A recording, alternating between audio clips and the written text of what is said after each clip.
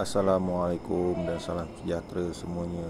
Okey, projek kita kali ini adalah menukar mentol yang telah rosak. Okey, ini kita ada dua mentol yang telah rosak ada yang berkelip, ada yang memang dah total loss lah. Jadi perlu ditukar. Okey, first kali kita perlu tutupkan switch untuk keselamatan. Setelah itu kita perlu menggunakan tangga yang bersesuaian untuk tangan kita boleh mencapai mentol yang kita nak tukar tu. Okey, untuk membuka mentol ni kita perlu pusing mentol arah lawan jam. Kalau boleh tangan lagi satu kita pegang holder mentol macam tangan saya besar sikit, jadi saya pegang cover dia lah. Sepatutnya kita tangan lagi satu kena pegang mentol punya holder.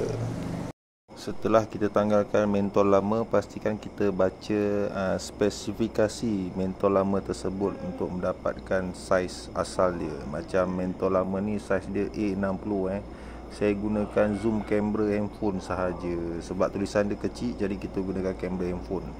Jadi saya beli mentol baru ni adalah saiz A60, LED dan 6 watt. Untuk memasang mentol baru, kita perlu pusingkan mentol tersebut ikut arah jam. Pastikan kita pusing ikut arah jam. Kalau kita pusing bertentangan sampai bila lah tak masuk. Pastikan kita pusing dengan arah yang betul arah jam.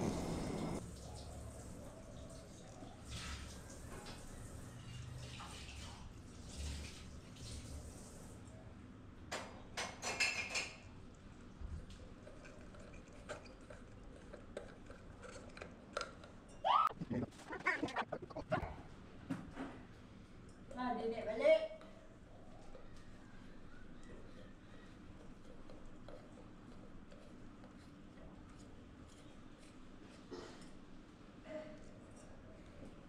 Pastikan mentol baru yang kita pasang dipasang dengan ketat fit betul-betul dekat holder dia. Lepas tu kita boleh try on switch untuk pastikan mentol baru berfungsi. Kalau tak berfungsi, boleh claim balik dekat kedai yang kita beli tu, minta tukar.